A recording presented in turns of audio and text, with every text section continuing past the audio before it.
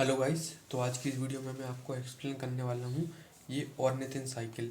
Ornithine cycle को urea cycle भी बोल देते हैं, क्योंकि इस साइकिल के जो एंड प्रोडक्ट्स हैं वो ऑर्निथिन एंड यूरिया होते हैं। ठीक है।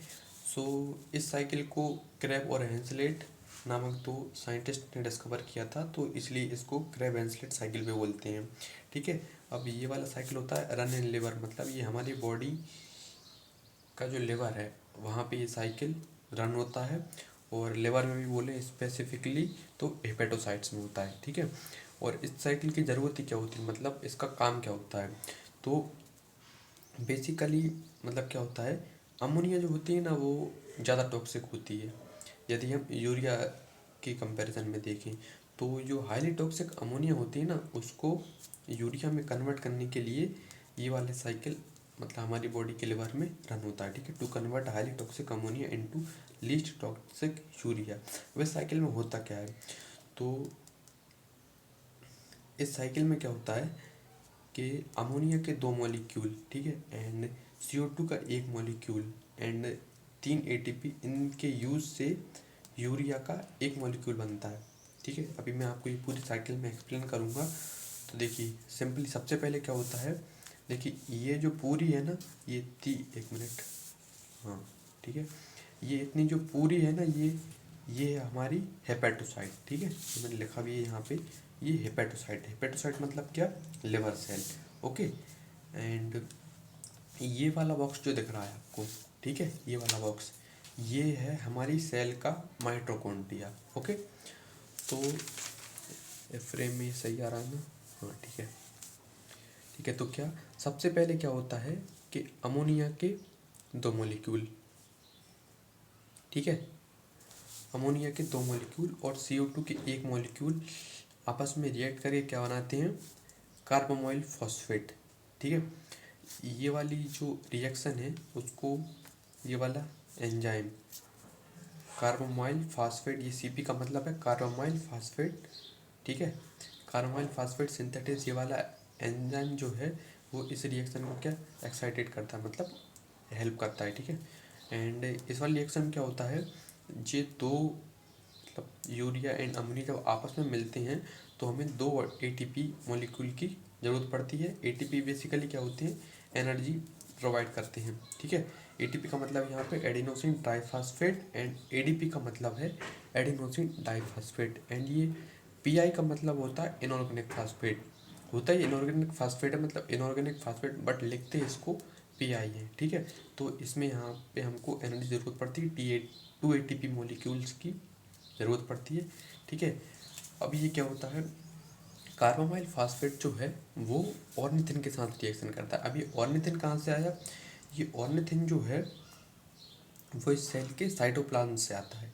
ठीक है। देखिए मैं आपको दो चीज़ बताता हूँ, ये ऑर्निथिन एंड साइटोप्लाज्म, ये दोनों कंपाउंड जो होते हैं या मॉलिक्यूल ये मतलब परमिएबल होती है। जो माइटोकॉन्ड्रिया की मेम्ब्रेन होती है ना उसके आर पार ये इजीली जा सकते हैं। ठीक है।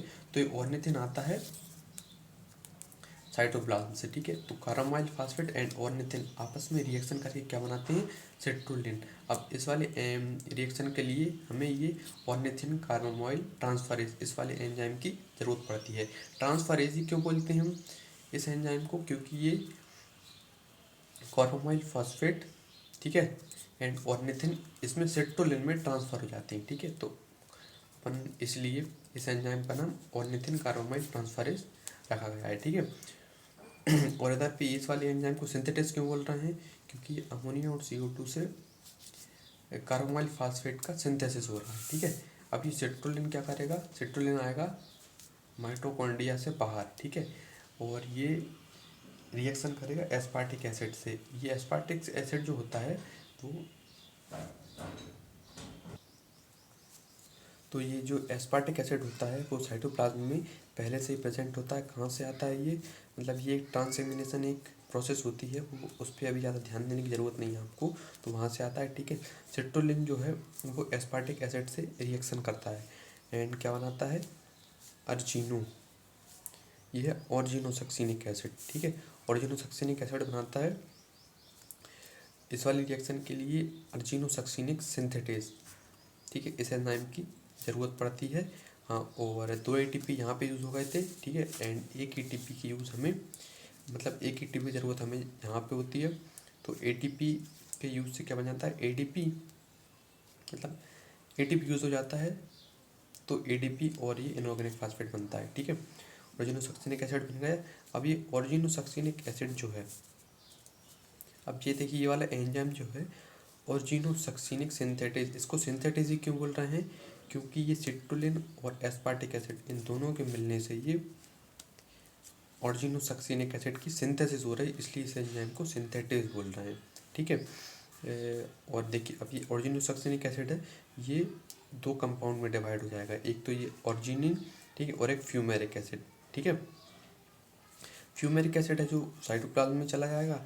और देखिए अब इस वाली रिएक्शन के लिए हमें ऑर्जिनोसक्सिनेज, इस वाले एंजाइम की ज़रूरत पड़ती है। अब इस एंजाइम को ऑर्जिनोसक्सिन एज क्यों बोल रहे हैं, एज जो होता है ना, एज का मतलब होता है वो एंजाइम जो किसी कंपाउंड को तोड़ता है, ठीक है। तो अर्जिनोसक्सिनेज को तोड़ रहा है तो इसलिए इसे अर्जिनोसक्सिन एज बोलते हैं, मतलब अर्जिनोसक्सिन एज बोल रहा है, ठीक है। तो ये टूट के क्या बनाएगा, फ्यूमेरिक एसिड एंड ऑर्जिनाइन, ठीक है ना। अब ये अर्जिनाइन जो है वो फिर से 2 कंपाउंड में टूटेगा, एक तो ये है ornithine and urea.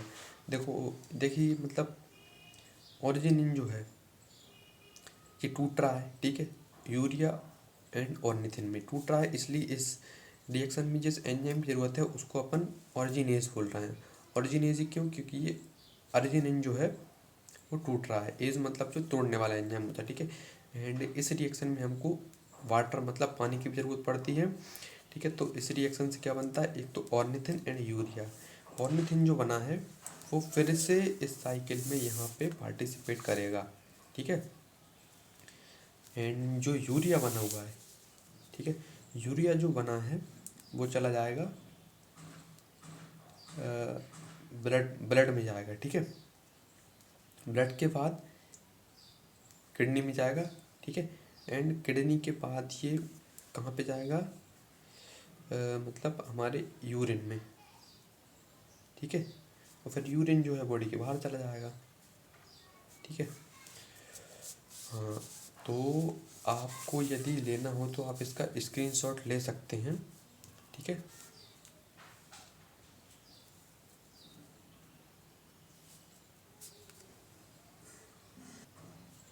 I hope ये साइकिल आपको समझ में आ गया होगा, ठीक है। जब साइकिल को आप इसको बनाना तो मतलब इस डायरेक्शन में बनाना, मतलब सबसे पहले ये वाली रिएक्शन लिखना, फिर इसके बाद ऐसे ऐसे करते हुए फिर ऐसे जाना, ठीक है। मतलब इस मतलब कुछ पैटर्न में ये साइकिल बनेगा, ठीक है ना।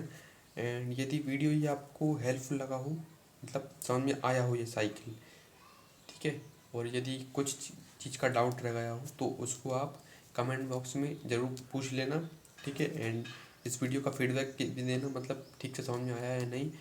एंड यदि सब कुछ क्लियर हो गया हो तो चैनल को आप सब्सक्राइब कर लेना एंड वीडियो को लाइक कर लेना। सो मिलते हैं किसी नेक्स्ट टॉपिक पे, मिलते हैं किसी नेक्स्ट टॉपिक वाली वीडियो पे। Thank you so much for watching.